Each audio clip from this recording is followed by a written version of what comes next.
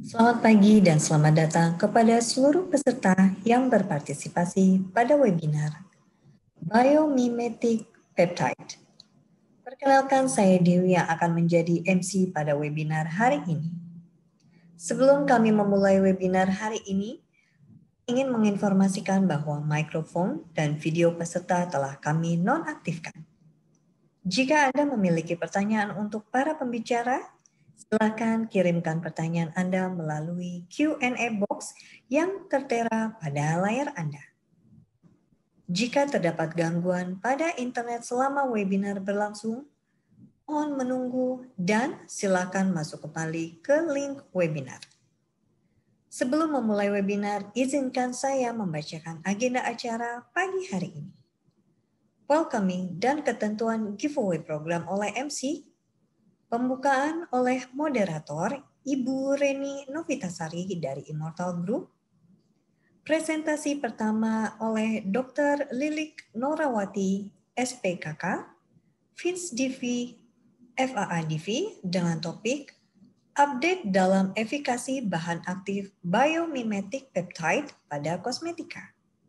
Presentasi kedua oleh Ibu Indira Shanti dari Immortal Group dengan topik selayang pandang penggunaan bahan aktif pada kosmetika.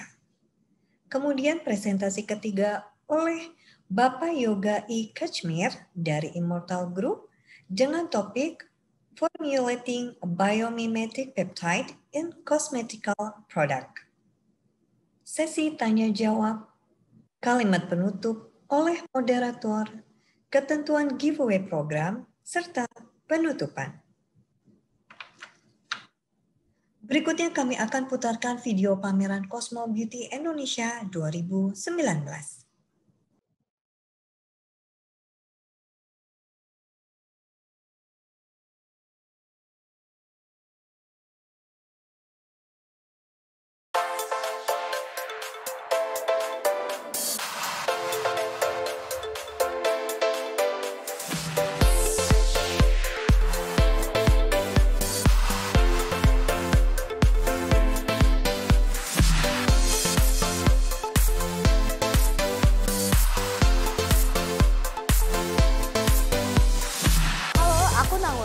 Dari beauty company namanya Makeupan.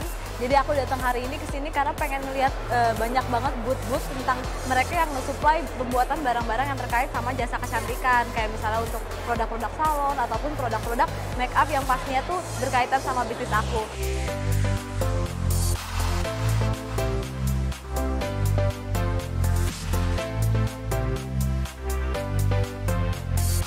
Ini hari pertama saya di sini. Cukup beragam juga pemain-pemain di industri ini. Jadi saya bisa tahu sebelum saya menelusuri lebih lagi.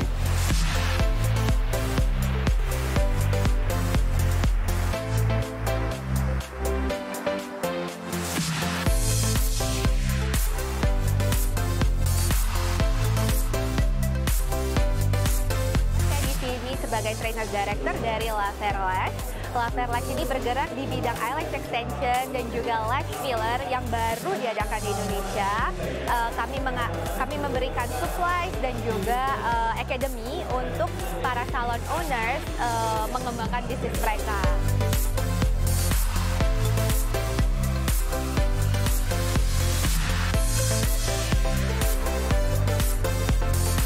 Actually, we joined the CBI in Vietnam in spring, and it was really good, and our booth was so popular.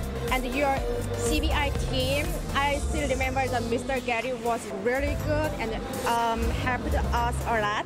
And this time, we are so exciting to understand the Indonesian market.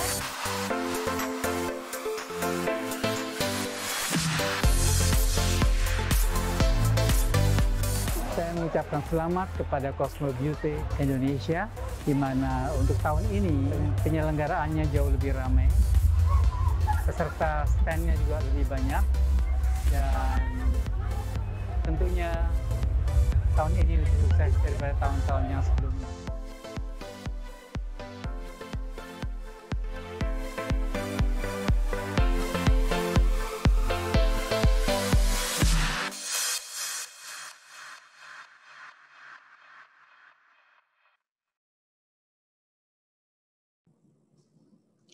Demikian video singkat Cosmo Beauty Indonesia. Selanjutnya kami akan memutarkan video company profile dari PT Juara Kreatif Indonesia dan dilanjutkan dengan video company profile dari PT Immortal Cosmetica Indonesia.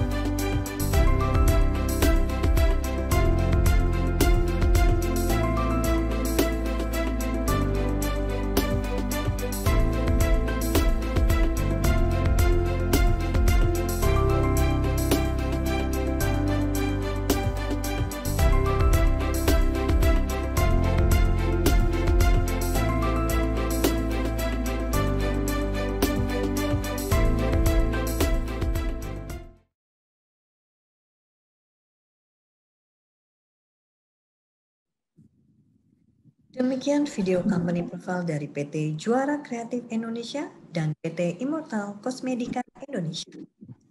Webinar hari ini disponsori oleh PT Juara Kreatif Indonesia dan PT Immortal Cosmetica Indonesia.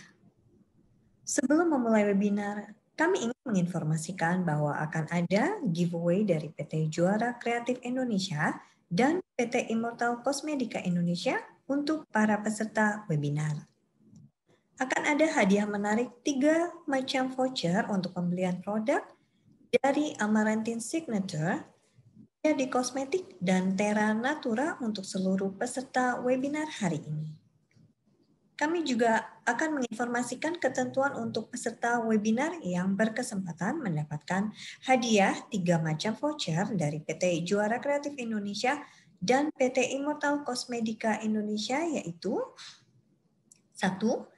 Harus memfollow akun Instagram yang tertera pada layar Anda, @cosmobeautyindonesia, @immortal.id.official, @amarantineofficial, @amarantineindonesia, @riyadikosmetik, dan @terranatura.official. 2. E-voucher dan ketentuan penggunaan masing-masing voucher akan dikirimkan dan diinformasikan langsung oleh masing-masing admin Instagram @amarantineofficial, @amarantineindonesia, @riyadikosmetik, dan @terranatura melalui DM Instagram. Selanjutnya webinar hari ini akan dipandu oleh Ibu Reni Novitasari dari Immortal Group sebagai moderator. Kepada Ibu Reni untuk waktu dan tempat saya persilahkan.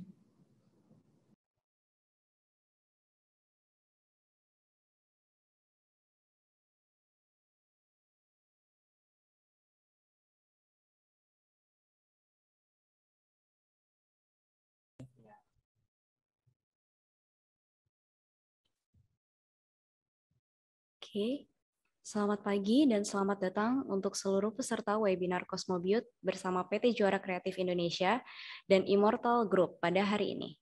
Semoga semua dalam keadaan sehat selalu ya. Sebelumnya perkenalkan, saya Reni Novitasari dari PT Immortal Group. Hari ini saya sebagai moderator dan akan memandu acara webinar dan diskusi dengan para pembicara yang expert di bidangnya.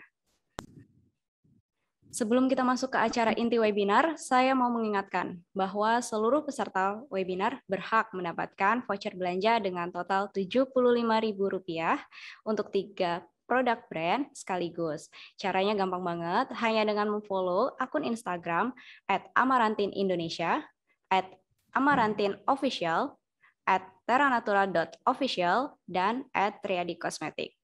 Lalu kirimkan bukti berupa screenshot bahwa sudah memfollow akun tersebut dan DM ke masing-masing akun tersebut untuk mendapatkan vouchernya ya. Jadi jangan sampai ketinggalan karena produknya bagus banget nih. Baik, kita akan masuk ke acara inti webinar hari ini dengan topik yang sangat menarik, yakni mengenai biomimetic peptide. Mungkin sudah tidak asing bagi sebagian peserta yang hadir saat ini, dan pada diskusi kali ini kita akan membahas mengenai biomimetic peptide sebagai salah satu bahan aktif pada skincare maupun kosmetik. Tentunya tidak hanya bagi para konsumen, tapi bagi para pengusaha di industri kosmetik sangatlah penting untuk memperhatikan bahan aktif yang baik dan efektif pada produk skincare maupun kosmetik tersebut. Semakin berkembangnya ilmu dan teknologi pengetahuan, maka muncul penelitian mengenai bahan aktif yang memiliki efikasi baik untuk perawatan kulit, salah satunya adalah biomimetic peptide dan menjadi tren kosmetik saat ini. Untuk lebih jelasnya, pembicara pertama kita akan membahasnya lebih lanjut. Baik, pembicara pertama adalah Dr. Lili Norawati Ashadi SPKK, FINSDV, FAADV, selaku senior dokter yang berpraktik sebagai konsultan dermatologis dan kosmetologis di RSPAD Gatot Subroto dan kelompok studi dermatologi kosmetik Indonesia KSDKI. Pada kesempatan webinar kali ini, Dr. Lili akan menyampaikan materi mengenai efikasi biomimetic peptide pada skincare. Tentunya penting sekali bagi para konsumen maupun pelaku industri untuk mengetahui bagaimana efikasi dan peran penting pada kulit dari biomimetic peptide dalam skincare maupun kosmetik. Kepada Dr. Lili, dipersilahkan untuk memulai presentasinya. Terima kasih. Terima kasih Mbak Reni selaku moderator.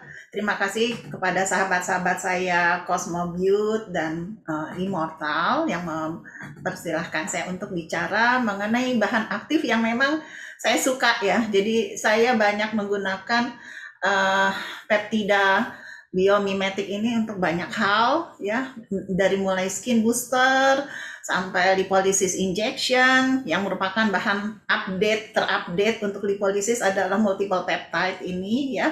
Jadi semakin saya pelajari ternyata semakin menarik. Oke, akan saya mulai. Ya, efikasi peptida biomimetic pada skincare. Terima kasih kepada Immortal yang telah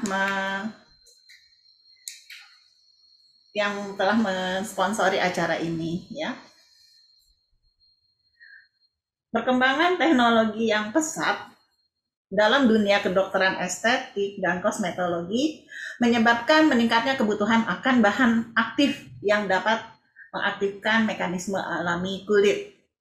Peptida merupakan salah satu bahan aktif tersebut yang dapat merangsang mekanisme perbaikan dan regenerasi kulit secara alami. Kita bahas tentang aging skin problem ya. Perubahan pada kulit merupakan kondisi yang umum terjadi pada orang yang menua. Hal ini terjadi karena kurangnya fibroblast, kolagen, elastin, asam hyaluronat, sehingga permukaan kulit menjadi kering, kasar, mulai timbul kerut, sagging, dan lain-lain. Seperti kita ketahui, proses aging itu ada dua jenis ya. Ada yang disebabkan karena extrinsic dan ada yang disebabkan karena faktor intrinsik. Faktor-faktor ekstrinsik yang mempengaruhi terjadinya penuaan disebabkan oleh faktor eksternal seperti pajanan sinar matahari, rokok, kurang tidur, diet, stres, dan lifestyle ya. Nah, faktor ini dapat kita atasi. Sedangkan penuaan intrinsik yang disebabkan faktor internal seperti perubahan hormon tentunya kita tidak bisa atasi ya. Nah, tentang produk skincare topikal ya. Skincare topikal ini digunakan untuk merawat kulit menua dan kondisi dermatologis lain ya. Dan untuk memperoleh hasil itu tidak bisa seperti kita memakan cabai ya. Jadi perlu waktu dan sifatnya kumulatif ya. Jadi bahaya sekali kalau ada produk skincare yang bisa merubah kulit itu dalam waktu singkat, ditakutkan mengandung bahan-bahan atau ingredient yang berbahaya. Hasil dapat dipercepat dan ditingkatkan dengan menggabungkan produk topikal dengan modalitas lain, ya, misalnya chemical peeling, laser, IPL, dan lain-lain. Dan produk skincare topikal berada di antara produk yang diresepkan dokter atau kita sebut sebagai obat dan produk yang obat bebas ya, artinya kosmetik yang tujuannya adalah untuk mempengaruhi wajah supaya tampilannya lebih cantik ya.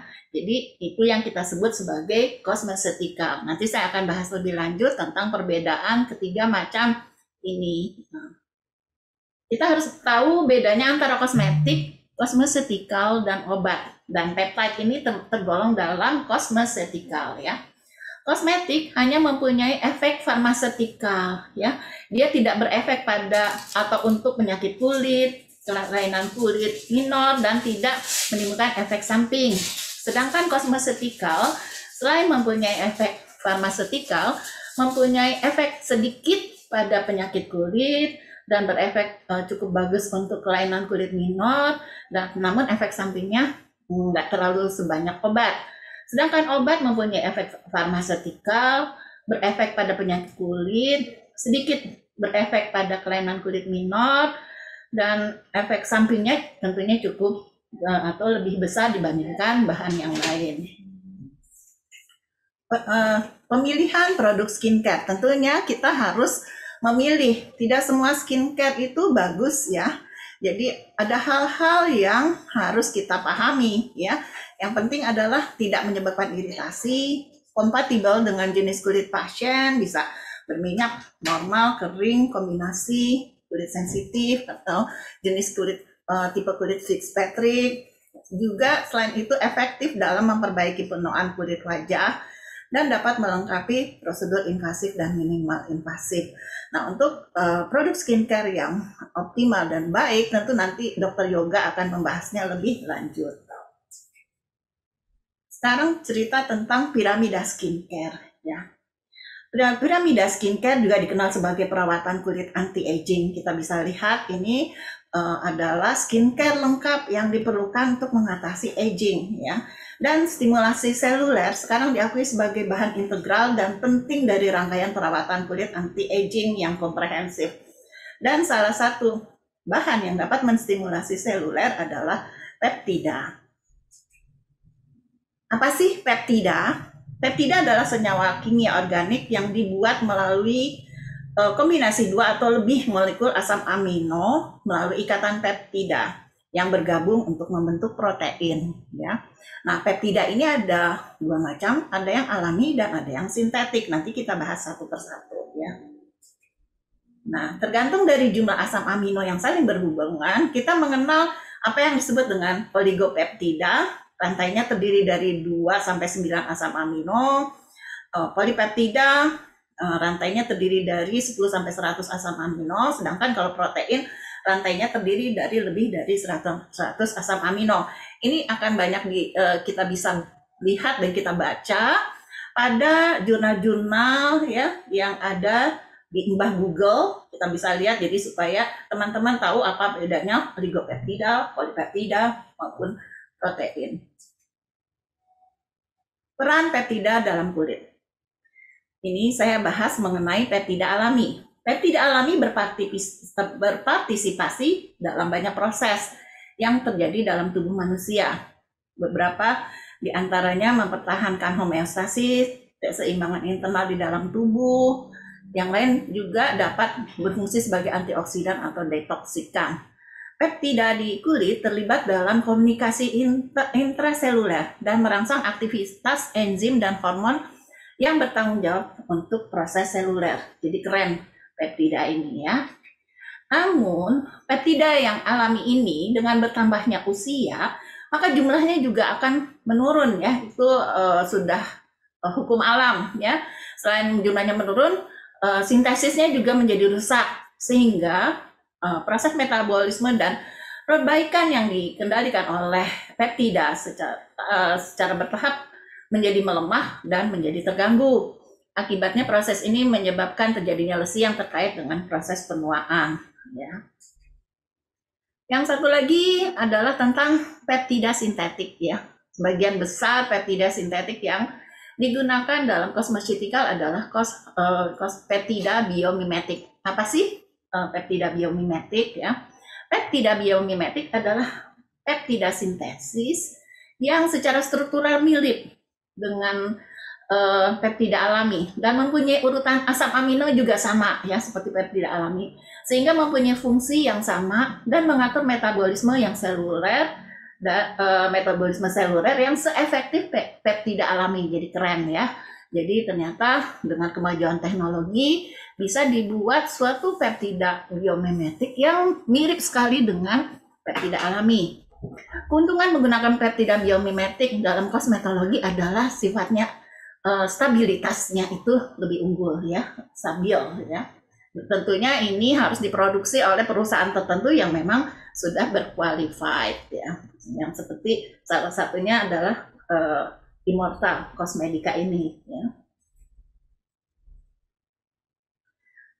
Sekarang kita bahas peptida dalam kosmetologi. Peptida biomimetik memiliki sejumlah khasiat seperti anti-aging, anti-pigmentasi, dapat mengatasi kerontokan rambut, memperbaiki regenerasi kulit, anti-selulit, dan pengurai lemak tubuh. Saya sering menggunakan peptida ini ya, contohnya untuk mengatasi kerontokan rambut, untuk skin booster, atau untuk lipolisis atau menguraikan lemak tubuh ya. Peptida dalam industri kosmetik. Peptida sintetis telah menjadi bagian penting dari industri kosmetik karena perubahan demografis dan populasi yang menua yang ingin mempertahankan gaya hidup dan penampilan muda. Penelitian industri kosmetik berfokus pada terapi kulit anti-aging. Saat ini lebih dari 30 peptida digunakan dalam produk perawatan kulit anti-aging dan masih banyak lagi yang sedang dikembangkan. Secara umum ya, peptida ini bisa dibagi atas 3 macam sinyal peptides, neurotransmitter peptides, dan carrier peptides. Sinyal peptides terutama terdiri dari peptida yang mampu meningkatkan sintesis kolagen. Banyak yang menganggap atau menyebutnya sebagai peptida kolagen. Ya, kalau neurotransmitter peptides ini mempunyai cara kerja yang meniru efek botulinum neurotoxin. Sedangkan carrier peptides bekerja dengan cara mengentarkan elemen penting yang diperlukan untuk proses enzimatik ya dalam proses penyembuhan. Contohnya yang paling banyak adalah copper ya. Nah, kita lihat perbedaannya ya. Kalau ini ada penelitian secara in vitro dan in vivo agar kita menjadi lebih yakin dengan peptides ini ya, masing-masing mempunyai kelebihan ya secara in vitro maupun in vivo. Sinyal peptides dan carrier peptides akan membuat kulit menjadi lebih halus, sedangkan kalau neurotransmitter peptides diutamakan untuk mengatasi kerutan ya yang disebabkan oleh penuaan ya. Saya bahas secara umum ya, sinyal peptides ini yang paling banyak digunakan dalam kosmeseutikal ya, bertindak sebagai pembawa pesan yang memicu sintesis kolagen oleh fibroblast. Contohnya adalah amitriptyl pentapeptide 4 ya. Ini dokter yoga yang mengerti lebih banyak ya.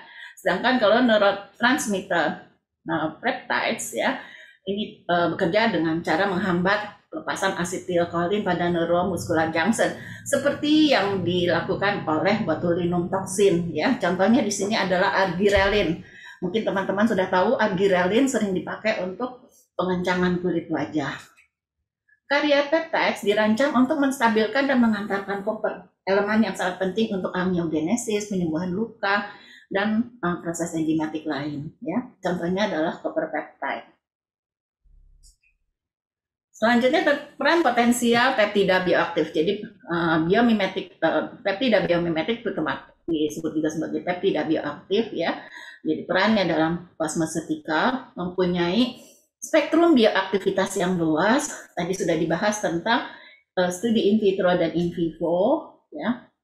Nah, ini mekanismenya kita lihat di sini agak ilmiah ya, ngejelimet. Intinya adalah peptida bioaktif memainkan peran penting dalam memperbaiki kesehatan kulit dan mengurangi efek berbahaya dari agen yang menyebabkan kerusakan kulit dengan cara memberikan efek perlindungan seperti antimikroba, antioksidan, dan antiinflamasi ya. Ini adalah peptida bioaktif yang saat ini dipasarkan sebagai bahan aktif dalam skincare cukup banyak ya, dan masih banyak lagi yang sedang dikembangkan. Ini ada jurnal yang menarik yang saya ambil ya, ini cosmeceutical product consisting of biomimetic peptides, anti-aging effect in vivo and in vitro ya. Kita lihat nih ya, peneliti pada jurnal ini melakukan penelitian membandingkan 3 hal ya. 1 kontrol yang tidak diberikan apa-apa, 1 diberikan asam hyaluronat, terus yang C adalah asam hyaluronat yang ditambah peptida biomimetik ya. Nah, pemberian kompleks peptida biomimetik intradermal menghasilkan susunan serat kolagen yang lebih padat di dermis dan meningkatkan ukuran serat setelah 2 minggu pemberian. Ini pemberiannya secara intradermal ya. Kompleks peptida biomimetik ternyata efektif dalam meningkatkan proliferasi dan sintesis fibroblast ya. Ini sangat menarik, sudah teruji secara histologis. Satu lagi adalah dari jurnal lain yang cukup baru, Skin Biostimulation with Biomimetic Peptides. Walaupun ini masih merupakan preliminary clinical experience ya. Pemberian peptida biomimetik dalam sodium hyaluronat yang non-cross-link sebagai vehikulum untuk mekanisme pelepasan lambat dan berkelanjutan dari peptide itu memberikan opsi redensifikasi kulit yang memadai. Kita lihat ya. Ini teknik pemberiannya secara intradermal ya, menggunakan injeksi ya, dengan teknik filler klasik, dan ini hasilnya cukup bagus pada pasien dengan usia 65 tahun 2 bulan setelah treatment dengan prosedur seperti yang tadi disebutkan. Jadi keren hasilnya. Nah, sekarang apa sih kelebihannya peptida sebagai kosmeceutical? Peptida terlibat dalam banyak proses fisiologi kulit. Ya. Peptida sangat efektif karena memiliki banyak titik kontak. Bukan efektif, sangat selektif ya. Memiliki banyak titik kontak dengan targetnya sehingga dapat meminimalkan efek samping dan toksisitas. Juga imunogenisitasnya rendah, ya, kelebihannya. Tapi juga punya keterbatasan, ya, bukti klinis untuk efikasinya masih lemah, jadi perlu penelitian lebih banyak dan lebih lanjut. Absorpsinya buruk karena lipofilitas rendah, berat molekul tinggi dan mengikat bahan lain. Seringkali juga harganya cukup tinggi ya. Karena itu kita harus melakukan suatu teknik untuk meningkatkan pengiriman peptide tadi secara transdermal ya. Bisa menggunakan peningkat penetrasi seperti alkohol, azon, heksanoat, asam lemak tak jenuh seperti asam oleat ya, pirolidon, urea, gula, ester, dan surfaktan. Yang kedua, bisa memfasilitasi urutan peptide, bisa juga dengan memodifikasi kimia, enkapsulasi peptida, dan teknik lain kita gabungkan dengan modalitas lain seperti ionoforesis, microneedling, sonoforesis, ablasi thermal, injektor jet, elektroporasi, dan fototermolisis fraksional. Ya. Jadi jangan sedih, jadi kita bisa combine dengan prosedur lain. Kesimpulannya, penggunaan peptida dalam kosmetika merupakan konsep baru. Ukuran besar molekul-molekul ini membatasi penetrasi mereka melalui stratum corneum, sehingga diperlukan upaya untuk meningkatkan penetrasi transdermal. Meskipun data keamanan dan kemanjuran masih kurang, banyak dari produk ini populer digunakan dalam regimen anti penuaan yang dijual bebas. Terima kasih. Good skin care routine can help reverse the sign of aging.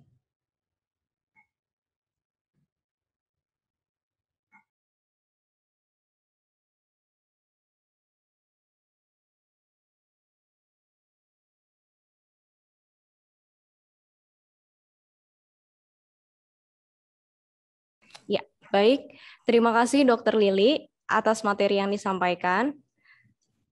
Ternyata penggunaan secara skincare dengan kandungan peptida sangat penting karena adanya ikatan antara asam amino dengan rantai peptida yang bekerja menstimulasi pembentukan kolagen sehingga dapat merangsang mekanisme perbaikan dan regenerasi kulit secara alami serta sebagai anti-aging.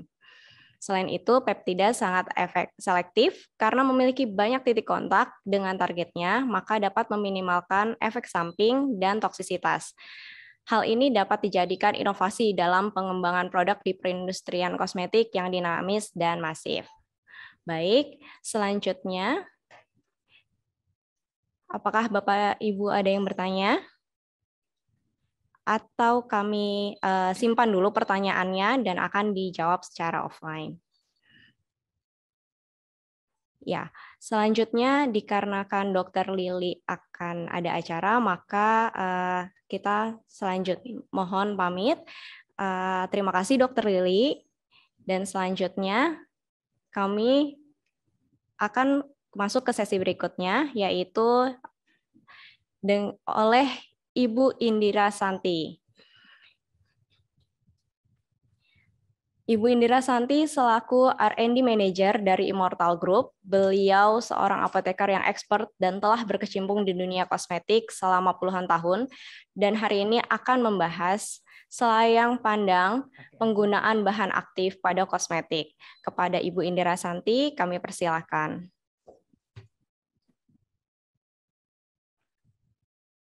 Baiklah, terima kasih Ibu Reni sebagai moderator. Assalamualaikum warahmatullahi wabarakatuh. Selamat pagi Bapak dan Ibu sekalian. Terima kasih atas waktunya telah bergabung bersama kami dalam webinar ini. Salam sehat dan salam sejahtera untuk kita semua. Bapak dan Ibu sekalian, tentunya kita sering mendengar penggunaan bahan aktif pada produk perawatan kulit.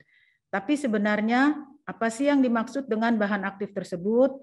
Apa manfaatnya bagi kulit? Berapa persen penggunaan sebaiknya? Dan mengapa kita perlu menggunakannya?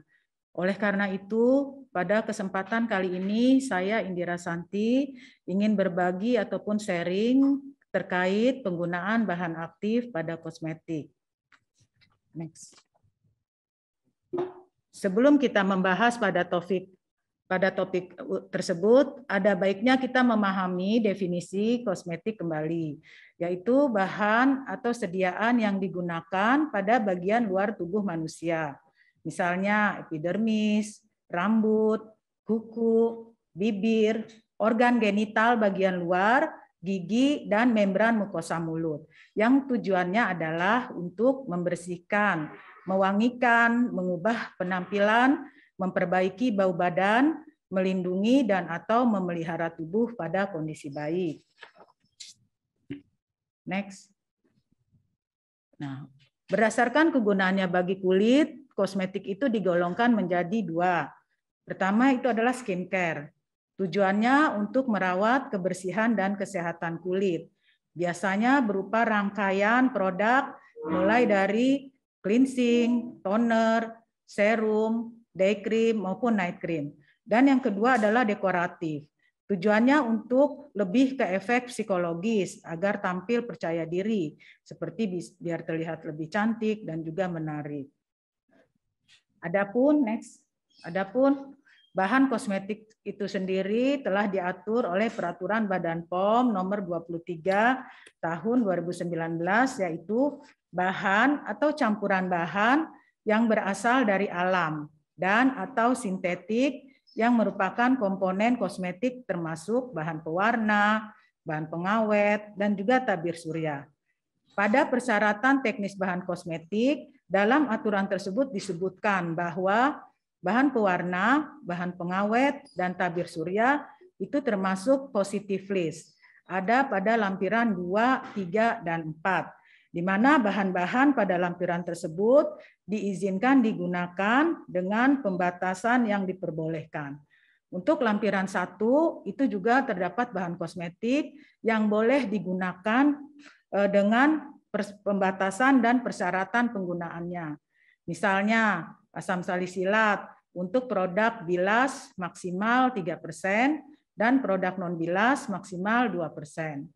Nah, ada juga bahan yang dilarang digunakan pada kosmetik itu terdapat pada lampiran 5. Misalnya hidrokinon, merkuri, benzen, ataupun bahan yang bersifat karsinogenik lainnya.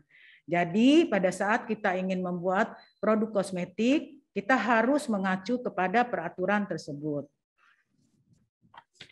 Next. Pada saat membeli produk kosmetik, ada beberapa hal yang perlu kita perhatikan. Salah satunya adalah komposisi produk kosmetik. Biasanya komposisi ini ada pada kemasan atau wadah bagian belakang dari produk tersebut. Biasanya terdiri dari beberapa bahan. Di antaranya adalah bahan aktif.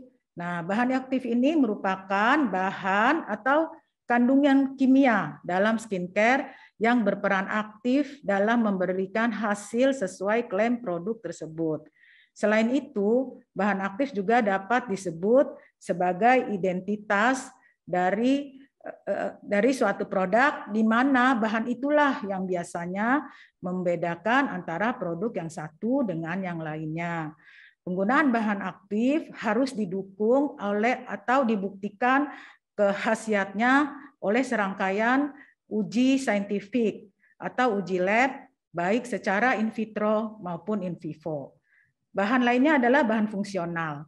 Ini merupakan bahan yang mempunyai fungsi tertentu yang dapat membawa bahan aktif tersebut masuk ke dalam kulit. Kemudian bahan pengawet. Bahan pengawet di sini merupakan bahan yang berfungsi sebagai antimikroba pada kosmetik, sehingga tidak mudah terkontaminasi dengan bakteri maupun jamur. Untuk parfum itu akan memberikan efek wangi pada produk, dan untuk pewarna itu juga akan memberikan efek warna pada produk. Untuk produk dekoratif, pewarna memegang peranan yang cukup dominan dalam proses pembuatannya. Next. Nah, berdasarkan pemilihan bahan aktif kosmetik ini dibagi beberapa kategori, bisa berdasarkan tren, berdasarkan target jenis kulit, berdasarkan target konsumen, maupun berdasarkan efikasi bahan. Untuk tren, pemilihan bahan aktif kosmetik dapat disesuaikan dengan tren yang sedang berlangsung di Indonesia. Contohnya mengikuti tren dari negara lain. Misalnya di Jepang itu sedang tren mochi skin ataupun mikrobiom dan lain sebagainya. Untuk target jenis kulit, pemilihan bahan aktif kosmetik dapat dibedakan berdasarkan solusi yang ingin ditawarkan kepada konsumen. Misalnya bahan aktif untuk kulit kering, berminyak, berjerawat, kulit sensitif, dan sebagainya. Berdasarkan target konsumen, pemilihan bahan aktif kosmetik dapat disesuaikan dengan target konsumen. Misalnya bahan aktif untuk barang premium tentu akan berbeda dengan bahan aktif untuk mass market ataupun pasar massal, dan juga berdasarkan kegunaan misalnya untuk remaja ataupun dewasa. Bahan aktif tersebut akan memberikan solusi dari permasalahan kulit yang dialami oleh remaja maupun dewasa. Dan pemilihan bahan aktif bisa juga berdasarkan efikasi bahan yang diharapkan efeknya dari bahan-bahan tersebut. Di sini yang akan dibahas adalah pemilihan bahan aktif kosmetik berdasarkan efikasi bahan. Next. Nah, di sini ada beberapa kategori bahan aktif berdasarkan efikasi bahan, yaitu whitening, anti-akne, anti-inflamasi, moisturizing, anti-aging, dan juga multifungsional. Saya akan coba bahas satu persatu. Next. Nah, untuk whitening, itu fungsinya membuat kulit tampak lebih cerah. Bila kita bicara tentang whitening, biasanya ada istilah pigmentasi ataupun melanin. Pigmentasi kulit itu adalah terbentuknya bercak kulit yang terlihat lebih gelap jika dibandingkan area kulit di sekitarnya. Kondisi ini juga dikenal dengan sebutan hiperpigmentasi. Hal ini terjadi karena kulit memproduksi zat melanin yang berfungsi mewarnai kulit secara berlebihan pada area tertentu. Penyebabnya ada beberapa faktor, di antaranya adalah post-inflammatory hyperpigmentation, atau yang lebih kita kenal adalah PIH. Ini berupa bekas jerawat ataupun bekas luka. Biasanya terjadi pada orang-orang yang berkulit gelap, sehingga bekas jerawat ataupun bekas luka tersebut akan menimbulkan noda kecoklatan ataupun kehitaman. Faktor lainnya adalah paparan sinar matahari. Misalnya sering terus-menerus terkena paparan sinar matahari akibat adanya sinar UVA maupun UVB. Dan faktor usia. Faktor usia, semakin kita berusia akan timbullah flek-flek atau age spot atau yang dikenal dengan age spot. Dan untuk kondisi hormon bisa saja terjadi pada wanita yang sedang hamil ataupun yang sedang menggunakan pil KB. Next. Nah, bagaimana cara menangani hiperpigmentasi? Ini ada beberapa yang harus dilakukan. Pertama, eksfoliasi. Itu membantu melepaskan sel kulit mati, mempercepat terbentuknya sel kulit baru yang lebih sehat dan tidak terkena hiperpigmentasi. Di sini digunakan bahan aktif golongan AHA atau alpha hydroxy acid. Bisa glycolic acid, lactic acid, mandelic acid, atau bisa juga digabungkan dengan BHA atau beta hydroxy acid, misalnya salicylic acid. Nah, kedua kita gunakan vitamin C. Nah, vitamin C ini melindungi kulit dari efek sinar matahari dan terbukti efektif untuk membantu menghilangkan bekas jerawat itu tadi. Kemudian yang ketiga, penggunaan bahan aktif dengan mekanisme kerja yang dapat menghambat enzim tirosinase yang berperan dalam meningkatkan produksi melanin. Contoh bahan aktif di sini misalnya kojic acid, alpha-arbutin, dan juga glutathione. Dan yang keempat adalah penggunaan sunscreen minimal SPF 15 dengan spektrum luas. Next. Nah, yang bahan aktif yang lainnya adalah anti-akne. Sebelum membahas mekanisme kerja dari anti-akne, kita harus tahu dulu penyebab timbulnya jerawat. Bisa dari pubertas, misalnya terjadi pada remaja, pada saat itu adalah sedang tinggi-tingginya hormon. Dan kemudian bisa saja terjadi pada wanita hamil akibat perubahan hormon, terjadi karena efek obat tertentu, ataupun efek penggunaan kosmetik tertentu. Dan faktor stres juga bisa menjadi penyebab timbulnya jerawat. Atau faktor lingkungan lainnya berupa kelembapan udara yang tinggi. Dan satu hal lagi yang saat ini sedang terjadi pada masa pandemi, kita diwajibkan memakai masker. Untuk kulit tertentu atau yang biasanya berkulit sensitif, itu akan terjadi maksne atau akne yang disebabkan oleh penggunaan masker yang cukup lama. Next. Nah, mekanisme kerja anti-akne itu terdiri dari beberapa. Pertama, keratolitik. Fungsi di sini adalah untuk mengikis keratin yang terbentuk akibat hiperkeratosis folikel. Nah, gunanya agar bahan anti-akne itu bisa masuk ke dalam kulit yang berjerawat. Nah, contoh bahan aktif di sini yang digunakan adalah BHA atau salicylic acid, dan juga bisa retinol ataupun bakuchiol. Kemudian sebum regulator. Ini mengontrol produksi minyak berlebih. Misalnya dengan zinc gluconat ataupun niacinamide bahan aktifnya. Kemudian perlu ditambah antibakteri yang berfungsi untuk mencegah komedo berubah menjadi jerawat yang disebabkan oleh bakteri P. acnes. Contohnya adalah tea tree oil, phytospingosin, green tea, polyphenols, dan lain-lain. Nah, diperlukan antiinflamasi apabila pada jerawat timbul peradangan. Next. Nah, mekanisme antiinflamasi itu sendiri terdiri dari mengurangi iritasi kulit akibat inflamasi, mengurangi inflamasi dan menjaga matriks ekstraseluler dan antiradikal bebas untuk bertahan yang lebih kuat.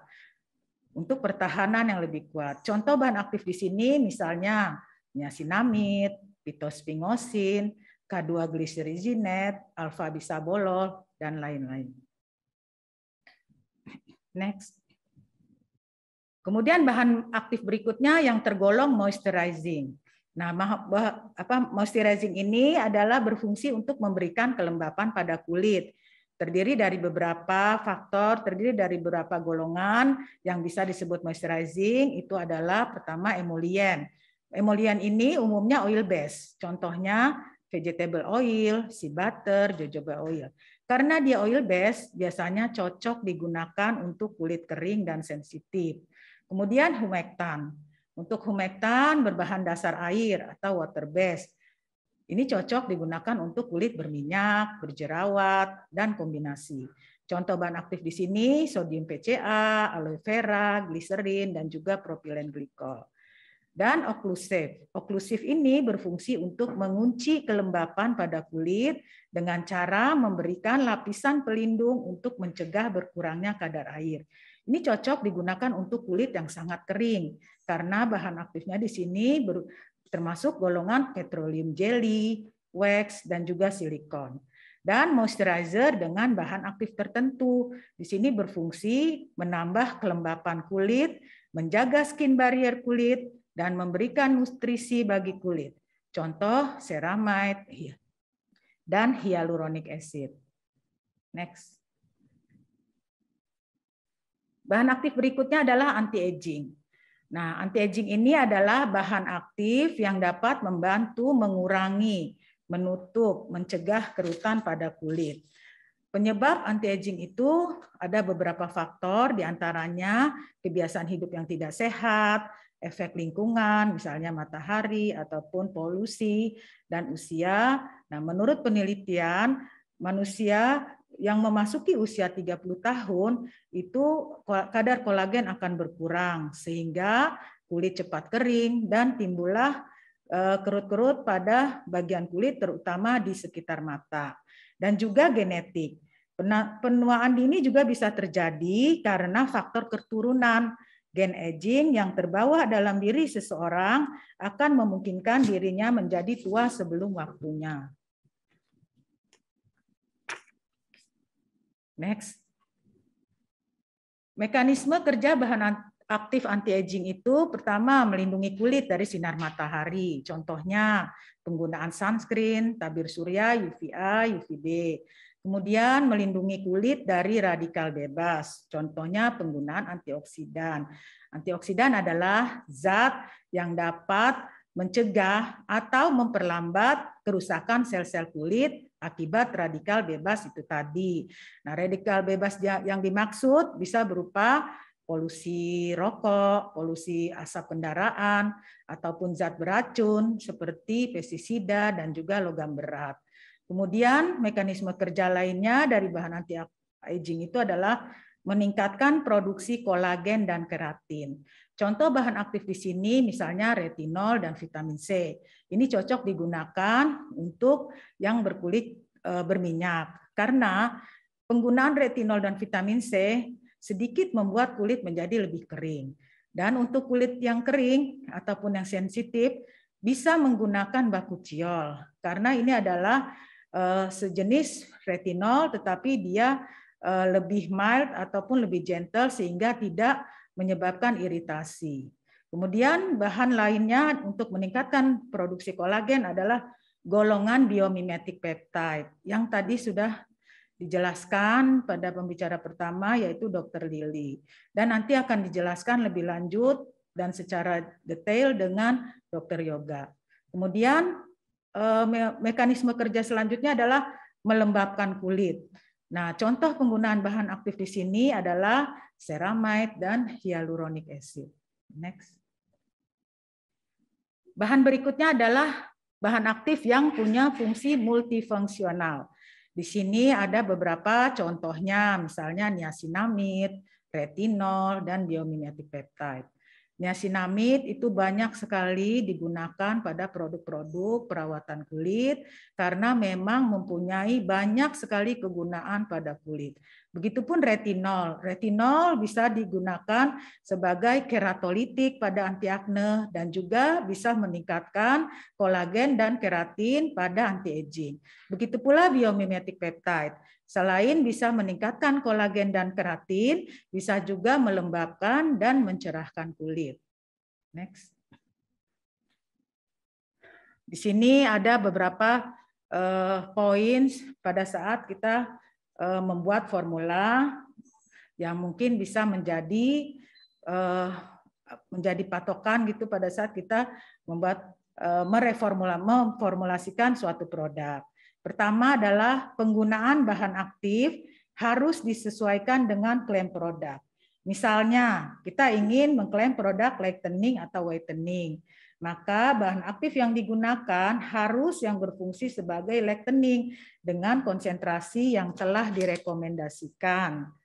Dan bahan aktif tersebut telah dibuktikan efektivitasnya melalui uji saintifik atau uji lab, baik secara in vitro maupun in vivo. Kemudian, klaim yang dibuat juga harus berdasarkan definisi kosmetik yang diatur oleh Badan POM nomor 23 tahun 2019 yang telah disampaikan pada awal slide. Kemudian yang kedua, perhatikan komposisi bahan aktif yang digunakan atau breakdown composition.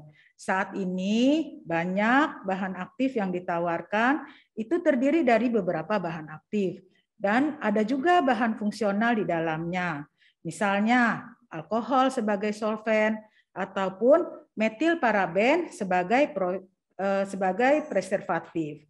Nah, di sini kita harus mengetahui komposisi tersebut agar pada saat kita mengklaim produk non-alkohol ataupun non-paraben dipastikan dalam formula yang kita buat sama sekali tidak mengandung kedua bahan tersebut, walaupun dari bahan aktifnya. Kemudian yang ketiga adalah lakukan uji stabilitas dan inkompatibilitas. Uji ini merupakan salah satu parameter kualitas suatu produk kosmetik. Hal ini sangat penting untuk dilakukan.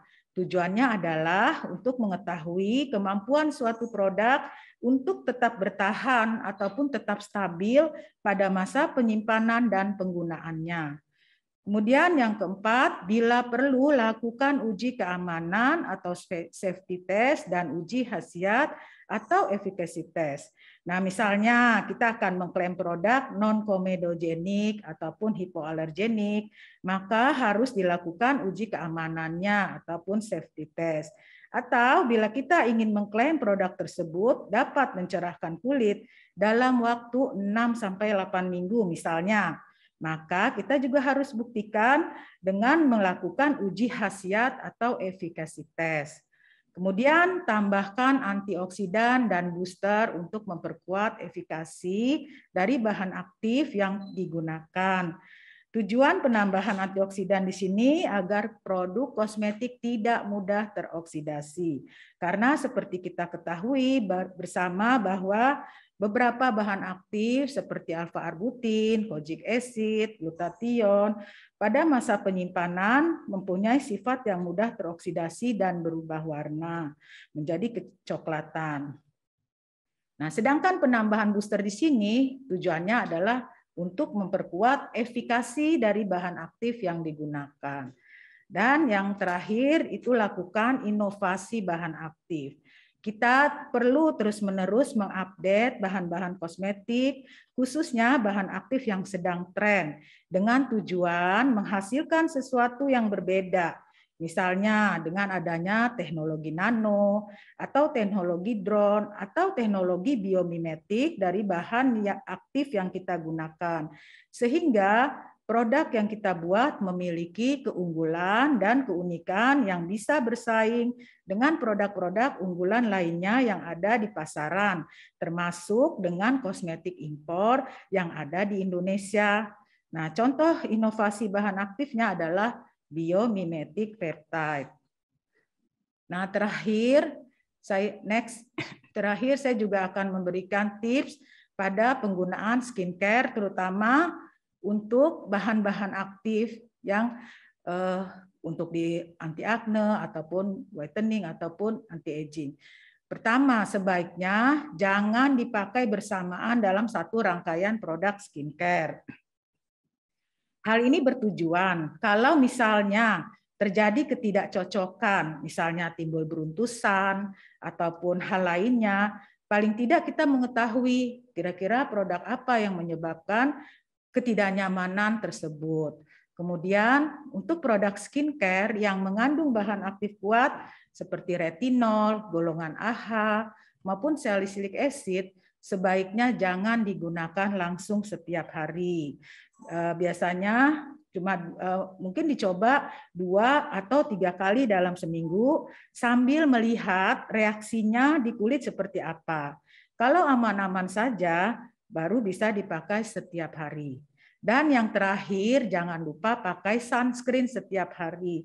Karena berdasarkan penelitian, 90% penuaan dini ataupun hiperpigmentasi disebabkan oleh adanya sinar matahari dari UVA dan UVB. Demikian apa yang bisa saya sampaikan pada presentasi kali ini. Terima kasih atas perhatian dan waktunya. Mohon maaf atas segala kesalahannya. Wabillahi taufik wal hidayah. Wassalamualaikum warahmatullahi wabarakatuh. Untuk waktu dan tempat saya kembalikan kepada moderator. Terima kasih. Baik, terima kasih Bu Santi atas materi yang disampaikan, dan ternyata kita tahu bahwa untuk pemilihan bahan aktif berdasarkan efikasi untuk menyesuaikan dengan klaim produk dan kebutuhan kulit itu sangat penting. Misalnya seperti anti acne, anti hiperpigmentasi, moisturizer maupun anti aging. Dan seperti yang telah disampaikan oleh Ibu Indira Santi bahwa untuk dianjurkan untuk melakukan pengujian terhadap produk tersebut, baik untuk uji stability test maupun untuk uji keamanan dan uji khasiat, seperti itu. Terima kasih Bu Santi. Dan selanjutnya kita akan masuk ke pembicara terakhir, yakni Dr. Yoga Ika Chmir, SPPD KR, selaku Managing Director dari Immortal Group.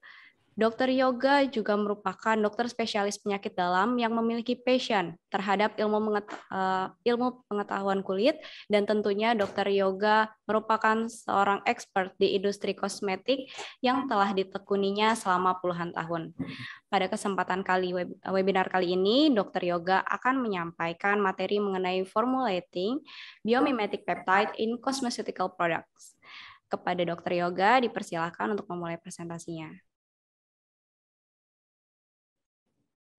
Terima kasih Bu Reni. Selamat siang Bapak Ibu sekalian yang saya hormati.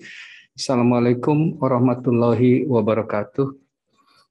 Tadi kita sudah dengarkan dari Dr. Lili Norawati ya, mengenai efikasi dari biomimetic peptide, kemudian ada catatan-catatan yang perlu kita perhatikan betul dalam menggunakan biomimetic peptides ini pada produk cosmeceuticals ya. Jadi produk ini adalah bahan aktif ini adalah bahan yang masuk dalam kelompok cosmeceuticals, bukan kosmetika biasa ya. Nanti saya jelaskan kategori dari biomimetic peptides ini. Memformulasikannya itu tidak semudah yang kita bayangkan ya untuk biomimetic peptides ini, karena banyak hal yang harus kita perhatikan pada proses formulasinya. Nah, Bapak Ibu sekalian, kita tahu bahwa banyak bahan aktif baru ya yang selalu muncul setiap tahun. Banyak yang menarik, banyak yang revolusioner, namun ternyata dalam memformulasikan atau membuat menjadi satu produk yang kita harapkan tidaklah segampang yang kita bayangkan ya, termasuk si biomimetic peptide ini. Dan kita juga melihat akhir-akhir ini banyak sekali bahan-bahan lama ya, bahan-bahan yang katanya dibilang non-seksi begitu ya, kayak niacinamide, ceramide, asam linoleat dan lain-lain ya, termasuk yang ada pada natural moisturizing factor seperti hyaluronan atau hyaluronic acid. Ini banyak dimunculkan kembali ya, bahan-bahan baku yang sudah lama kita ketahui manfaatnya, klaimnya dan sebagainya. Jadi hal-hal yang terakhir ini memang merupakan satu pendekatan yang logis ya, bahwa kita mencoba misalnya 2 tahun yang lalu orang sibuk dengan aloe vera gel dan sebagainya.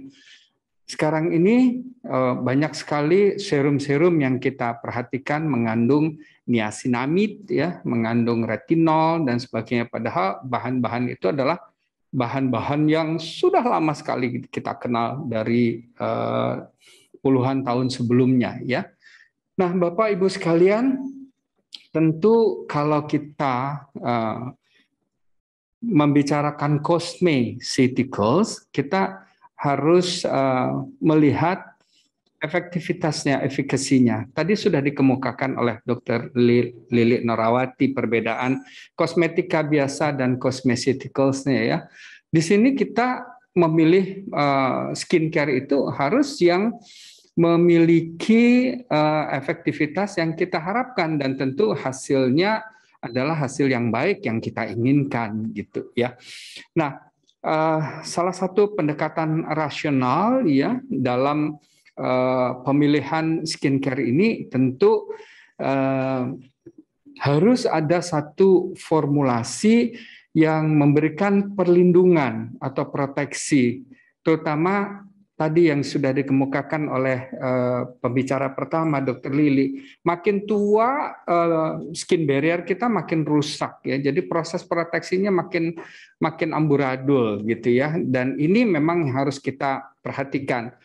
Kalau kita berbicara anti-aging ya di dalam produk cosmeceuticals, maka proses regenerasi, rejuvenasi yang ingin kita capai untuk mendapatkan hasil yang kita harapkan itu. Nah, Bapak Ibu sekalian, tentu dalam memilih bahan-bahan aktif itu seyogianya kita bisa menilai bahwa aspek saintifik itu perlu kita pertimbangkan ya, karena kita harus mendapatkan satu keyakinan pada diri kita bahwa kita menggunakan cosmeceuticals itu adalah memberikan manfaat yang kita harapkan. Terutama tadi yang dibilang pembicara pertama, Dr. Lili, mengenai anti-aging. Karena ini adalah produk yang terus-menerus setiap tahun menjadi topik yang hangat ya. Apa jadinya kalau kita hanya mencampurkan? Ini saya melihat banyak sekali permintaan-permintaan karena Immortal adalah contract manufacturer ya. Banyak sekali permintaan-permintaan yang ini digabung, banyak sekali minta gabungan ya. Penuh ekstrak, penuh antioksidan tinggi, bla bla bla dan sebagainya. Tapi banyak yang terlupakan di sana begitu ya. Bagaimana kita preservasi dari orkestrasi si lapisan kulit kita ini ya. Salah satunya yang sering dilupakan adalah elemen lipid dan juga elemen pelembab ya. Di sana kita harus betul-betul perhatikan untuk mendapatkan memiliki produk yang baik, tentu harus ada keseimbangan. Jadi yang seimbang itulah yang diperlukan. Jadi jangan terlalu mengharapkan kalau kita menggabungkan banyak sekali bahan aktif itu akan kita mendapatkan satu linearitas dari efektivitasnya. Enggak juga begitu ya. Cobalah gabungkan retinol dengan vitamin C untuk sekali pakai, kulit kita bukannya tambah bagus, tambah rusak ya. Nah, Bapak Ibu sekalian, kulit kita ini bukan satu dimensi ya.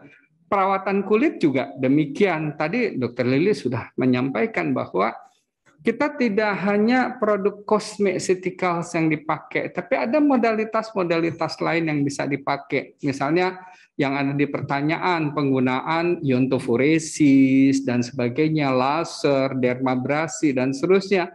Tapi jangan lupakan bahwa ada faktor lain yang kita perlukan di sana, lifestyle, diet, pola hidup kita, cukup tidur atau tidak dan seterusnya ya. Jadi inilah yang memberikan satu hasil yang kita tidak boleh hanya mengandalkan satu. Pokoknya udah pakai cosmeceuticals produk yang ada biomimetic peptide hebat, harusnya begini gitu. Padahal yang bersangkutan atau kita yang menggunakannya itu tidak memperhatikan istirahat kita, paparan terhadap polusi kita di wajah kita dan seterusnya, cuek aja dengan hal yang seperti itu, maka tentu akan sangat-sangat berat sekali kalau kita hanya menggantungkan pada satu produk ini. Sehingga tadi sudah disebutkan oleh Dr. Lili, kita tidak bisa kayak membalikkan telapak tangan, butuh waktu untuk memperhatikan atau mengembalikan hal-hal yang kita inginkan ya. Nah, saya akan fokus pada biomimetic peptides sebagai high-end cosmeceuticals. Kenapa saya bilang high-end? Hampir semua biomimetic peptide nggak ada yang murah ya gitu. Kemudian mechanism of action-nya dari biomimetic peptide ini juga banyak sekali ya dan canggih-canggih sekali gitu ya. Temuan-temuannya mungkin satu ketika akan bisa masuk dalam kelompok obat, mungkin hal yang seperti ini ya. Jadi saya akan bicara biomimetic peptides, tentu ini yang kita harus perhatikan ya. Kategori dari cosmetic raw materials. Kita lihat cosmetic ingredients untuk biomimetic peptide itu masuk ke dalam kelompok claim. Ada bioteknologi di situ ya. Untuk biomimetic peptide banyak sekali. Tadi yang disebutkan acetyl hexapeptide 8 itu akan membuat relax dari dia sebagai neurotransmitter peptide begitu ya, kan membuat relax karena asetylcholine tidak keluar sehingga otot-otot tidak mengkerut. Jadi lebih relax dan terjadilah pengurangan kerut di sana begitu. Ini bioteknya. Dan kalau kita lihat lagi bagaimana ada bahan-bahan aktif ini termasuk dalam peptida ini yang dibungkus di dalam biopolimerik kapsul gitu ya, cangkang biopolimerik ini yang dipakai untuk delivery system. Jadi sebagai aesthetic modifiers. Ini juga banyak dipakai dengan isinya adalah biomimetic peptide. Drug actives-nya karena dia sebagai skin lightening ya. Jadi functional kategori dari raw material masuk untuk si biomimetic peptide ini. Banyak sekali. Jadi dia satu bahan aktif yang memang saat ini lagi tren sekali, namun tidak semudah apa yang kita bayangkan untuk membuat produk-produk itu menjadi misalnya stabil ya di dalam satu bentuk sediaan ya. Nah, pangsa pasar dari biomimetic peptide ini paling banyak tadi sudah dikemukakan oleh Dr. Lili ya, anti-aging itu paling banyak lah itu. Kemudian whitening atau brightening ya. Karena untuk bikin white kita harus kulit kita mau white, kita harus menghancurkan semua melanosit gitu ya. Jadi kayak orang vitiligo misalnya seperti itu benar-benar white kulitnya karena tidak mengandung pigmen ya. Hair growth juga ini banyak tiga utama yang dipakai untuk peptide ya, biomimetic peptide dalam kosmetik. Nah, untuk bisa membuat satu produk cosmeceuticals yang mumpuni dengan menggunakan biomimetic peptide itu, kita tetap kembali harus bisa kembali mendapatkan satu pemahaman dulu tentang organisasi kulit ya. kita ketahui kulit adalah struktur yang luar biasa ya, karena dia bukan hanya mengandung air di situ, tapi juga ada lipid ya. Kita tahu air dan lemak nggak bisa nyatu ya, begitu, sehingga kulit kita membuat satu mekanisme yang cantik ya, karena di membran sel kulit itu ada fosfolipid namanya, dan fosfolipid ini ada hydrophilic head dan lipophilic tail, yaitu ekor yang lipofilik yang menyukai minyak ya, sehingga dibuatlah satu lapisan yang disebut lapisan lipid bilayers yang strukturnya adalah struktur pipih atau lamelar ya. Namun sayangnya struktur ini mudah atau tidak begitu stabil namun mudah diguncang untuk berubah ya. Karena itu dalam menjaga kelembapan kulit bukan hanya air yang diperlukan, tapi dibutuhkan lemak ya. Karena itu pada lipid kulit ini perlu kita pertahankan sedemikian rupa dalam formulasi sehingga memberikan manfaat yang besar ya. Nah, ini adalah struktur lamelar ya. Ini bilayer, disebut bilayer karena ini adalah hydrophilic head, ini lipophilic tail, ini sama begitu ya. Dan ini yang terjadi kalau misalnya ada satu bahan aktif yang mau disaput dalam satu enkapsulasi atau misalnya liposome begitu ya. Ini yang kita bisa dapatkan bahwa lipid di dalam struktur lamelar ini penting sekali. Contohnya kalau kita membersihkan tangan, sering sekali menghilangkan lemak kulit ya, setiap hari dilucuti tiap sebentar pakai sabun, apalagi zaman sekarang lagi pandemi ini ya, kita menjadi kepo untuk bersihin tangan terus dengan sabun begitu ya. Dan ini akan mengganggu kohesi sel dan akibatnya kita melihat tangan kita kering, iritasi, bahkan bercak-bercak merah karena terlalu banyaknya lemak kulit yang kita buang, yang dilucuti oleh sabun misalnya seperti itu. Nah, Bapak Ibu sekalian, integritas dari sistem lamelar ini perlu dipertahankan karena ada air, ada lemak, dan struktur ini bisa terganggu menyebabkan hidrasi yang buruk atau dehidrasi. Salah satunya adalah akibat faktor lingkungan dan penggunaan kosmetik yang tidak disesuaikan. Maksud hati kita menggunakan produk dengan biomimetic peptide dengan anti-aging ya, namun kita tidak memperhatikan keseimbangan ini, maka kita tidak akan mendapatkan produk yang baik ya. Tadi sudah disampaikan Bapak Ibu sekali tentang biomimetic peptide. Jadi sejauh sintetik yang identik urutan asam aminonya bisa oligopeptide 2-9 atau polipeptide 10-100 asam amino dirangkaikan dengan ikatan peptida atau berbentuk protein. Jarang yang dipakai langsung dalam bentuk protein, lebih banyak dalam bentuk oligopeptide atau polipeptide ya. Nah, ini strukturnya mimicking asam amino yang ada di dalam tubuh kita sehingga bisa berinteraksi dengan reseptor growth factors, memberikan efek klinis, salah satunya adalah anti-aging ya. Nanti kalau ada yang menyatakan ini adalah bioactive, topical peptides, itu sebenarnya sama dengan biomimetic peptides yang dibicarakan ya. Nah, skincare yang mengandung biomimetic peptide ini adalah pendekatan lanjutan untuk mendapatkan satu formulasi yang memanfaatkan sumber nabati atau sintesis ya, yang merupakan integrasi antara alam dan ilmu pengetahuan ya. Kita tahu biomimetic meniru struktur kulit dan biokimianya. Dan kita tadi ya di aesthetic modifiers kita bisa membuat satu atau menerapkan delivery system yang diinginkan. Misalnya anti-aging yang bikin kolagen, elastin, hyaluronik acid adalah fibroblast ya. Bagaimana si biomimetic ini harus disampaikan ke sana? Ada teknologi yang canggih sekarang ini dengan drone teknologi.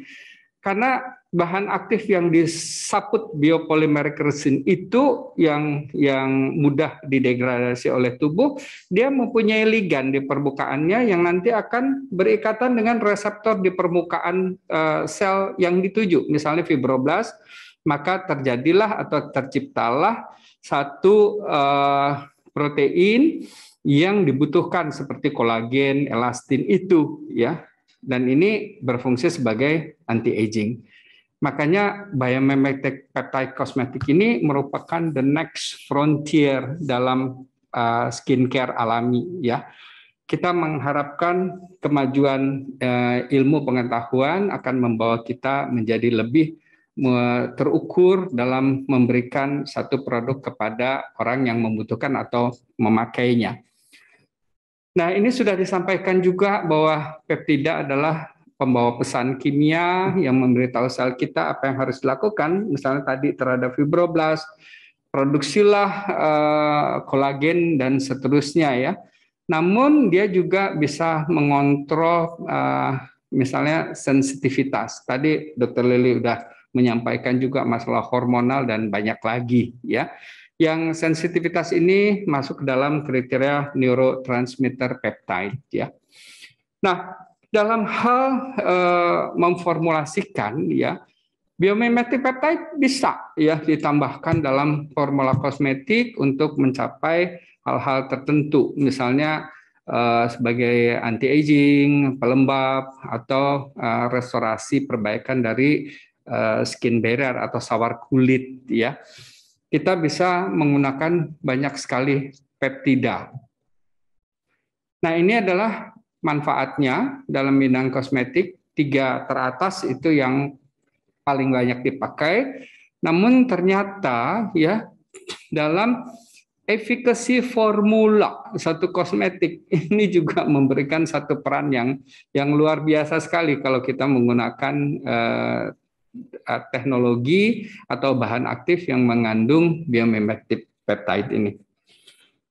Bapak Ibu sekalian, ini adalah faktor penting di dalam formulasi biomimetic peptide, ya.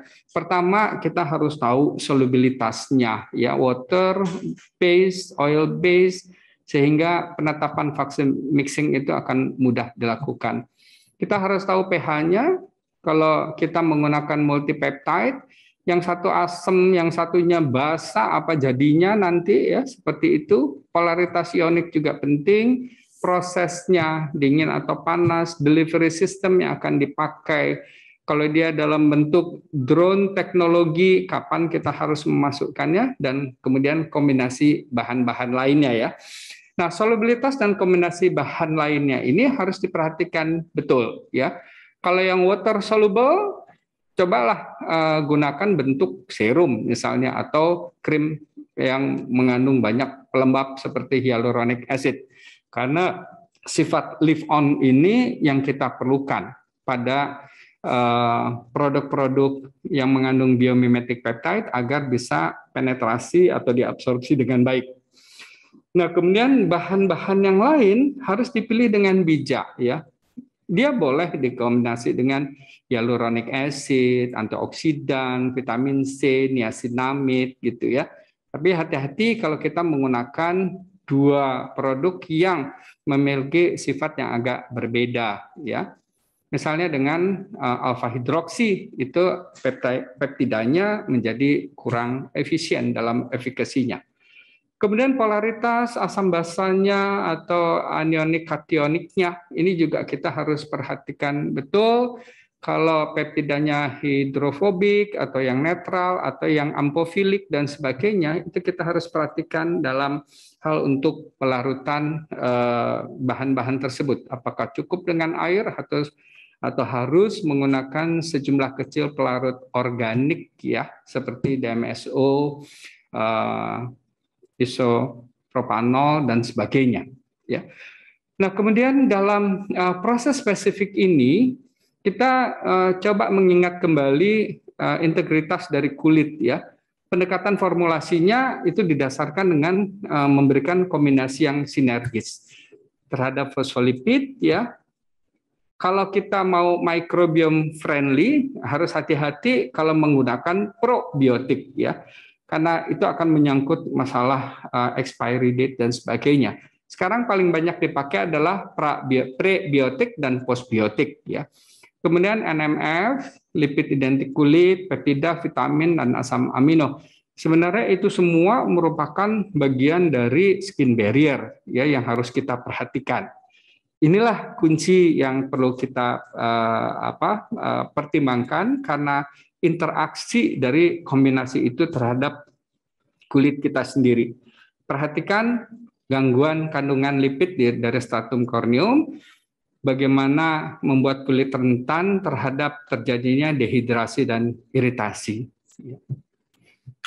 Bapak Ibu sekalian, delivery system ini juga menentukan ya, kalau kita mau menggunakan bahan aktif dalam jumlah yang lebih kecil, maka treat to target, misalnya kita mengharapkan anti-aging di sana gitu ya. Kita harus melihat fibroblast harus diberdaya gunakan sedemikian rupa untuk memproduksi kolagen, elastin, hyaluronic acid dan sebagainya. Dengan membuat biomimetic peptide ini di dalam satu delivery system khusus, di sini misalnya dengan drone technology, itu kita bisa menyampaikan sejumlah kecil bahan aktif dengan efikasi yang lebih besar ya. Nah, enkapsulasi ini sekarang banyak dipakai untuk mengolah biomimetic peptide, apakah itu yang water atau oil soluble. Nah, ini formulasi yang diharapkan baik ya.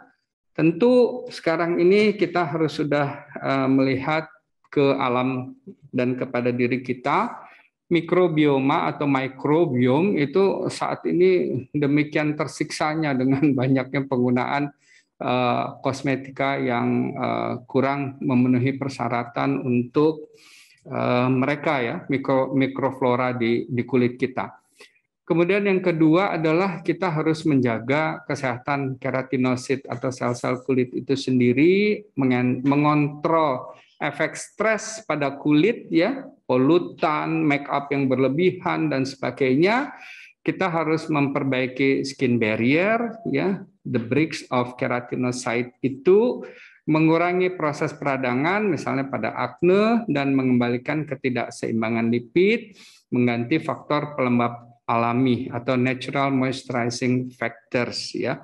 Jadi formulasi yang baik tentu kita akan masuk terhadap beberapa hal ini, dan kalau bisa kita akan merangsang regenerasi kulit ya atau proses rejuvenasi. Dulu atau beberapa 10 tahun yang lalu sangat heboh dengan stem cell. Namun dalam memformulasikannya juga tidak gampang, kita mendapatkan hasil yang kurang baik. Mungkin bukan bahan aktifnya yang tidak baik, tapi bagaimana kita memformulasikannya itu merupakan satu faktor yang akan memberikan kunci sukses efikasi dari penggunaan satu bahan aktif di dalam formulasi cosmeceuticals. Nah, Bapak Ibu sekalian, saya memberikan beberapa hal yang perlu kita perhatikan, yaitu biomimetic peptide ini merupakan bahan yang banyak sekarang digunakan dalam skincare, terutama untuk anti-aging. Dan keunggulan mereka bahan ini karena dia mimicking struktur dan biokimiawi dari substansi yang ada pada kulit. Problemnya ada pada formulasinya ya. Pada kategori bahan aktif ya, biomimetic peptide masuk ketiga-tiganya sebagai bahan fungsional, bahan dengan klaim atau aesthetic modifiers, misalnya dengan delivery system yang canggih saat ini dengan drone technology ya. Handling dan formulasi ini merupakan langkah yang perlu kita perhatikan untuk mendapatkan efikasi dan prasyarat produk yang baik. Saya kira Bapak Ibu sekalian itu yang bisa saya sampaikan tentang formulating biomimetic peptides in cosmeceutical products ya. Karena proper balance itu merupakan satu target yang kita harapkan dalam organisasi sel kulit kita ya. Kalau kita hanya fokus hanya pada satu, campurin segala macam di dalam satu formulasi, ujung-ujungnya bukan efikasi yang kita dapatkan, tapi sesuatu yang mungkin bisa lebih merusak integritas kulit kita, mengganggu skin barrier kita. Saya kira itu. Terima kasih. Wassalamualaikum warahmatullahi wabarakatuh.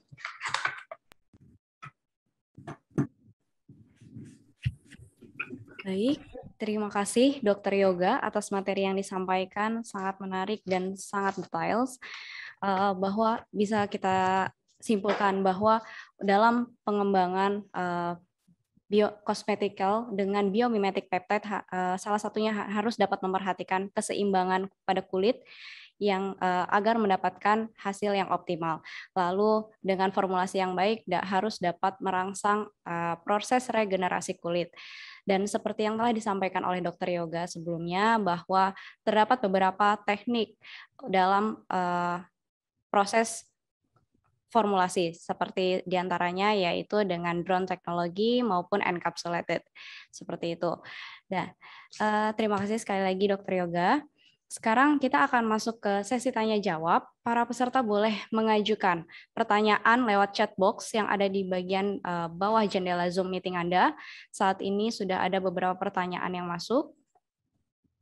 Dan ada beberapa pertanyaan terpilih, di antaranya untuk Dr. Yoga, apakah PT Immortal memiliki produk yang mengandung peptida? Mohon dapat diinformasikan produknya apa saja. Dari Reni Kriswiyandari. Halo Bu Reni juga ya namanya. Immortal banyak sekali memiliki produk yang mengandung biomimetic tadi ya, yang ditanyakan, biomimetic peptide ya.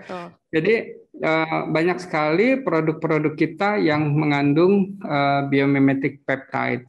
Ada yang tunggal, ada yang kombinasi dan sebagainya. Tentu ini dipakai untuk beberapa maksud ya. Misalnya kombinasi dari asetil hexapeptide 8. Nama dagangnya ergirelin gitu ya. Itu karena dia merupakan neurotransmitter peptide, mekanismenya dengan mengurangi degranulasi dari asetilholin, akibatnya otot kita tidak berkontraksi dengan baik ya. Kalau kita menggunakan pada produk sekitar mata misalnya gitu ya, itu akan muncul yang namanya satu efek yang cepat sekali begitu ya, cepat, namun dia tidak bertahan lama gitu ya. Walaupun kriterianya sebagai anti aging, tapi dia tidak memboost untuk pembentukan kolagen, elastin, hyaluronic acid. Jadi mekanismenya di situ. Nah, kalau kita mengkombinasikan dengan biomimetic peptide lain ya, yang kerjanya adalah untuk memboost membuat si fibroblast ini memproduksi kolagen. Jadi ini proses regeneratif yang kita harapkan ya. Kombinasi keduanya bisa dipakai. Dan tentunya kalau si asetilhexapeptide ini cepat kerjanya gitu ya, hitungan menit misalnya begitu, yang satu lagi ini nggak bisa untuk hitungan menit, dia perlu waktu yang panjang. Sehingga dalam penelitian-penelitian bahan aktifnya itu mereka melakukan pengukuran pada 28 hari, 4 minggu, sampai 56 hari, sampai sebulan atau 2 bulan begitu untuk mendapatkan hasil yang diharapkan. Jadi ini seperti yang dikemukakan Dr. Lili Norawati ya, nggak bisa kayak kita langsung pedes gitu mendapatkan hasilnya. Jadi kita perlu waktu yang panjang. Kalau kita gunakan ini memang cepat kayak instant gitu ya, flash tightening effects yang kita dapat, tapi kalau kita terus pakai setiap hari, maka efek anti-aging yang sesungguhnya itu akan terjadi. Nah, Immortal punya yang tunggal, kombinasi, dan sebagainya. Tentu kalau kita menggunakan kombinasi, yang paling penting adalah bagaimana kombinasi itu bisa menghasilkan sesuatu yang kita harapkan. Nah, di sini berperan bagaimana kita melihat integritas dari sel kulit, bagaimana absorpsinya, bagaimana penetrasinya, berat molekuler, dan sebagainya yang perlu diperhatikan dalam formulating biomimetic peptide in cosmeceuticals products ya. Kalau Ibu tertarik, banyak loh kita produknya bisa kita create bersama yang spesifik buat Ibu gitu ya. Silakan Ibu. Baik, terima kasih Dr. Yoga. Selanjutnya ada pertanyaan dari Dr. Lina Merlin Shine, yaitu untuk produk peptida ini apakah perlu penyimpanan di suhu khusus? Terima kasih dari Dr. Lina Purwakarta. Dr. Lina, halo Dr. Lina, apa kabar? Semua bahan-bahan aktif umumnya perlu perlakuan yang khusus, dokter ya. Biomimetic peptide juga sama gitu. Bahan-bahan aktif ada yang bisa kita simpan di suhu ruangan 28 derajat, ada yang heat resistant, kepanasan pun nggak apa-apa. Tapi hampir semua biomimetic peptide perlu perlakuan suhu yang khusus ya. Jadi dalam penyimpanannya nggak boleh sembarangan, dia harus suhu terkondisi. Kemudian dalam formulasinya juga kalau kita misalnya menggunakan hot process gitu ya sampai 85 derajat. Kalau kita belum apa-apa udah jeburin semua biomimetic peptide di situ ya hancur semuanya dokter ya. Jadi memang ada perlakuan. Dia sudah menjadi produk jadinya pun memang perlu perhatian khusus. Harus hati-hati kalau kita mau mengirimkan dalam jarak yang jauh dengan kondisi dibungkus panas sekali gitu, umumnya stability kita bermasalah di dalam stability untuk biomimetic peptide ini. Baik, terima kasih Dr. Yoga. Nah, kemudian untuk pertanyaan selanjutnya yaitu untuk teknologi nano dan biomimetic peptide secara mekanisme kerja sebagai anti-aging lebih baik yang mana ya Pak?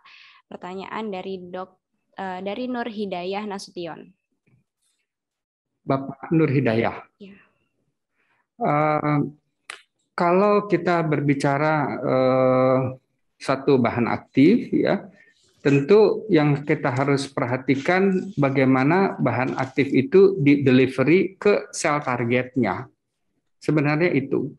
Kalau bentuk nano yang diperbolehkan sekarang baru beberapa bahan ya, misalnya titanium dalam nano size dan sebagainya. Kalau yang lain-lain masih belum diperbolehkan gitu ya.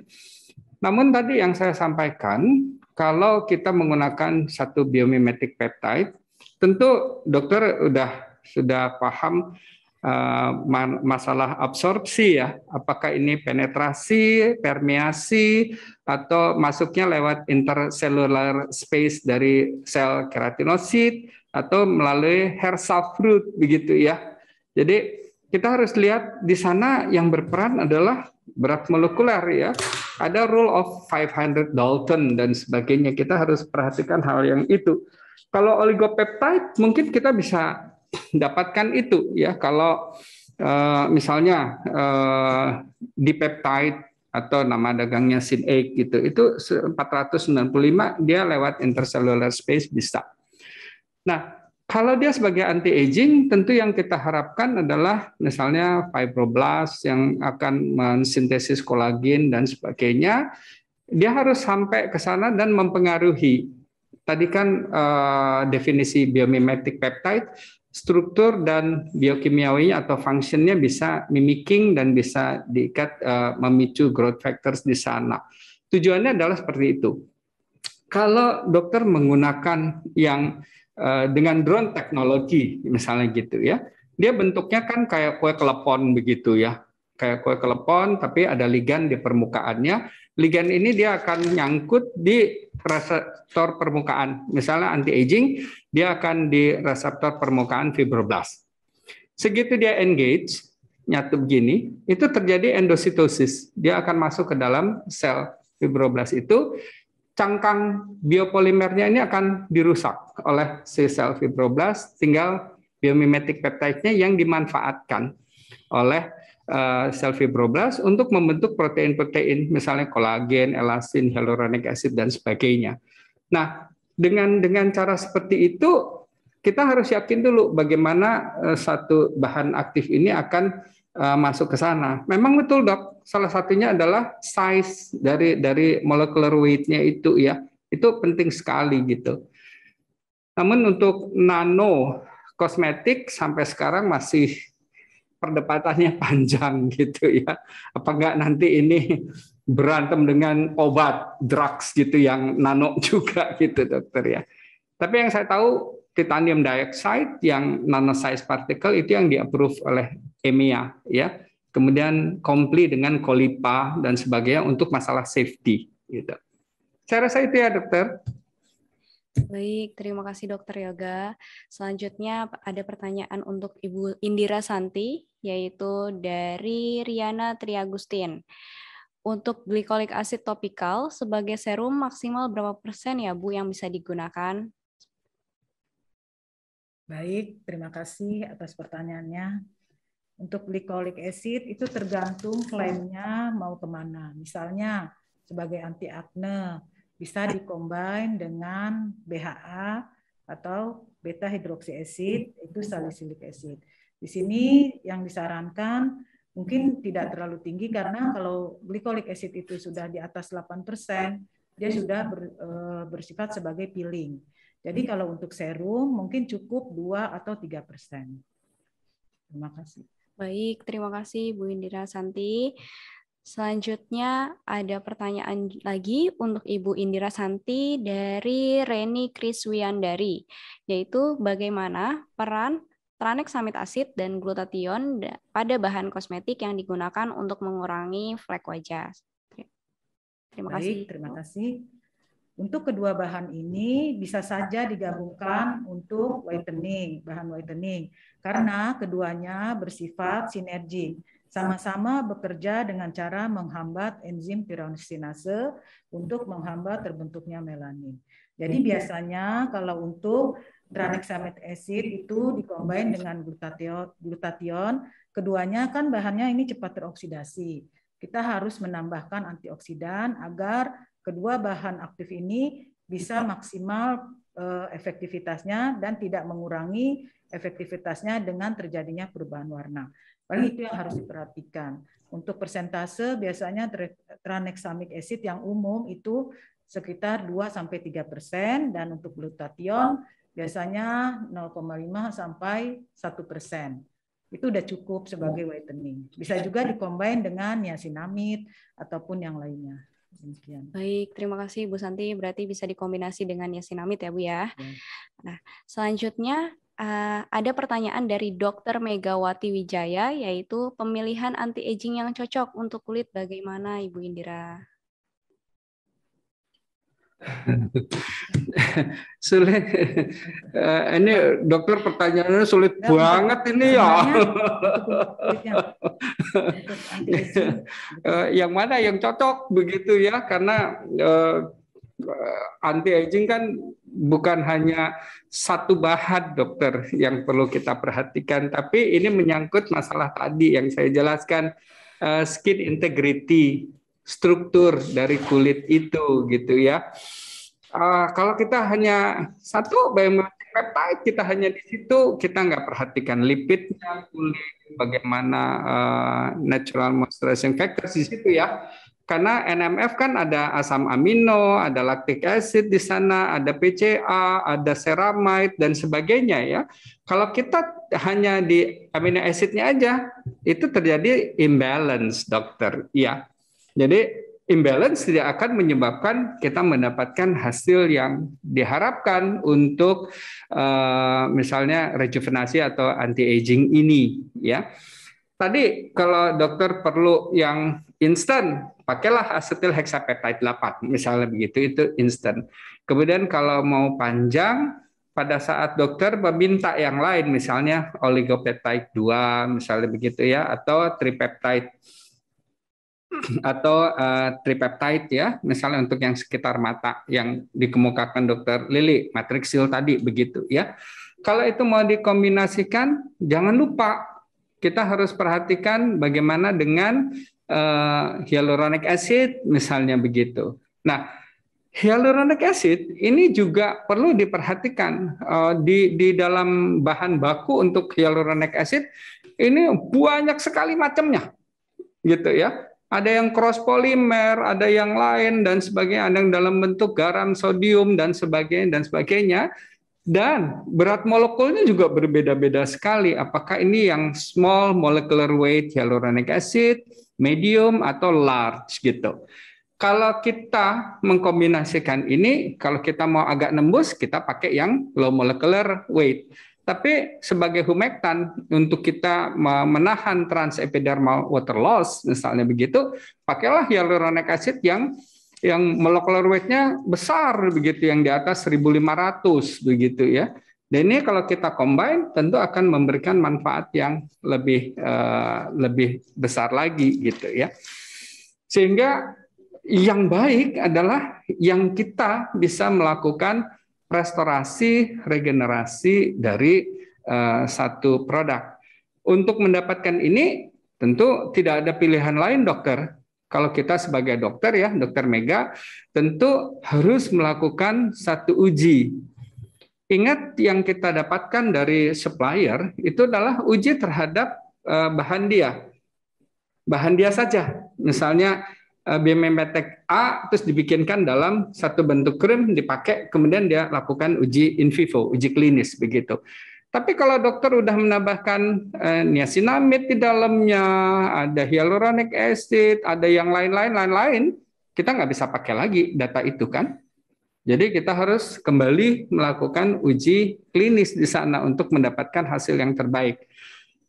Kabar gembiranya adalah peptide ini, biomimetic peptide, itu berbeda dengan AHA ya. Kalau AHA kita combine jadi multiple AHA kombinasi, itu malah petaka yang terjadi begitu ya. Karena itu akan banyak sekali merusaknya. Tapi kalau peptide ini kita kombinasikan beberapa yang tepat ya, dengan tadi bagaimana kita memformulasi satu formula cosmeceuticals yang baik.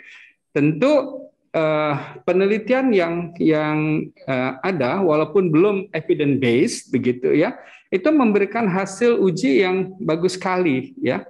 Misalnya pada rambut untuk hair growth, anti hair fall, itu kombinasi 3 biomimetic peptide itu memberikan hasil yang luar biasa sekali dibandingkan hanya menggunakan satu saja atau komparasinya dengan obat. Ya, dalam hal untuk hair growth ini. Jadi kembali lagi, saya nggak sanggup menjawab dokter ya, ini yang paling bagus gitu ya untuk orang gitu, nggak bisa gitu ya.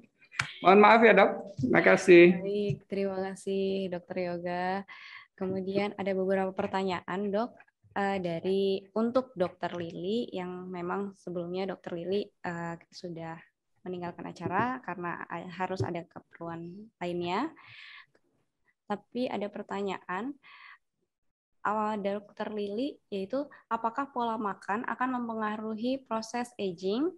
Misalnya pada orang vegetarian, apakah proses aging akan lebih cepat dan susah diatasi? Dari Dr. Diana Larisman. Mohon dibantu Dr. Yoga maupun Ibu Indira Santi. Silakan Bu Santi. Biasanya wanita lebih care dengan apa yang masuk dimakan deh.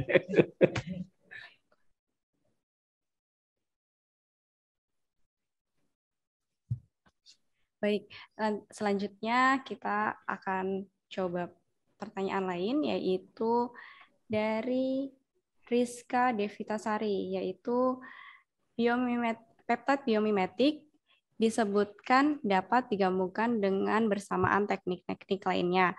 Dari pilihan tersebut, teknik mana yang menghasilkan maksimal Dokter Yoga? Mohon informasinya.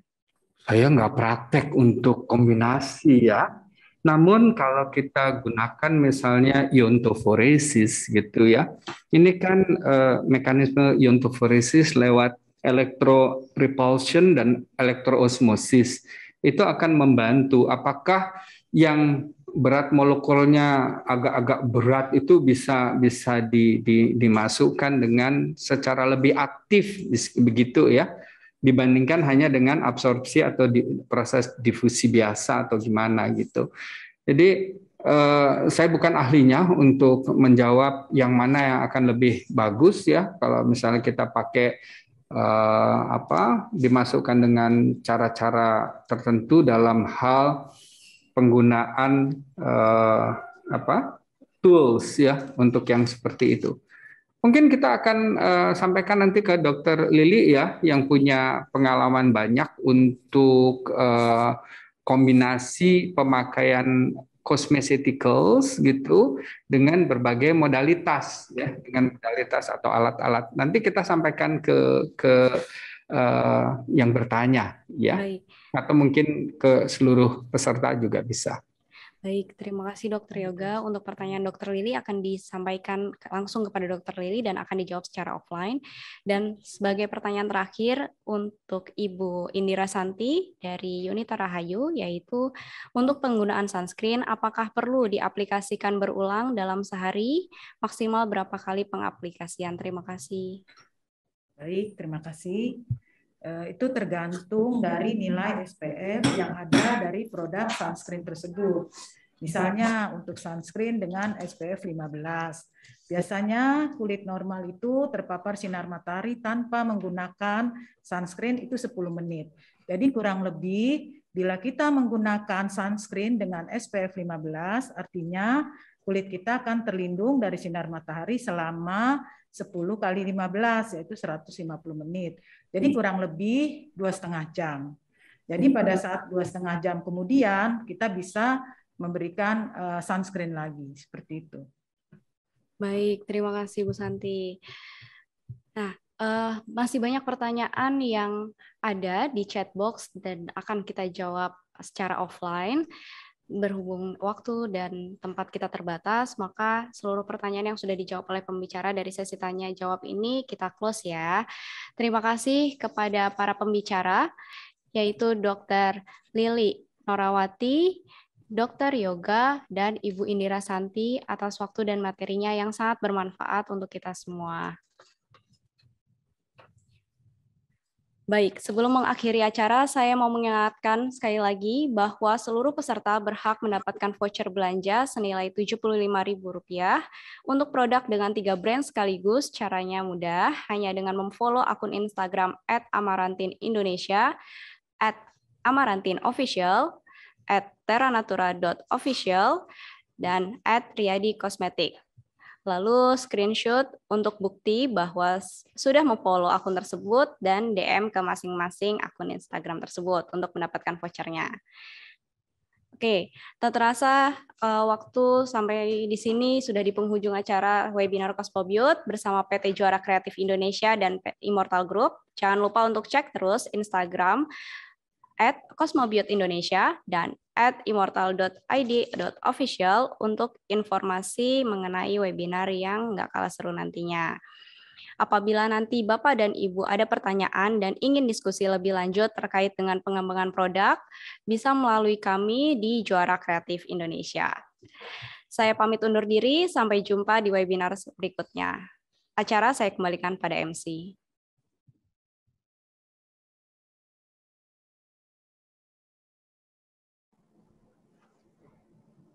Sebelum kami mengakhiri webinar hari ini, kami mohon kesediaan seluruh peserta untuk dapat mengisi polling yang akan kami tampilkan pada layar Anda.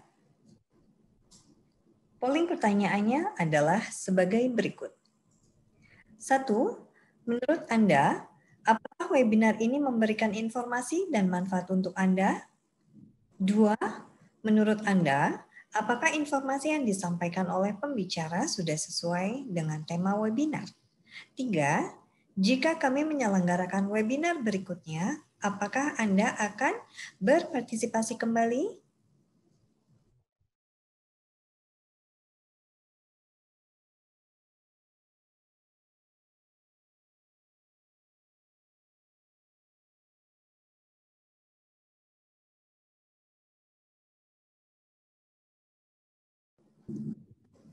Terima kasih kepada peserta yang telah mengisi polling.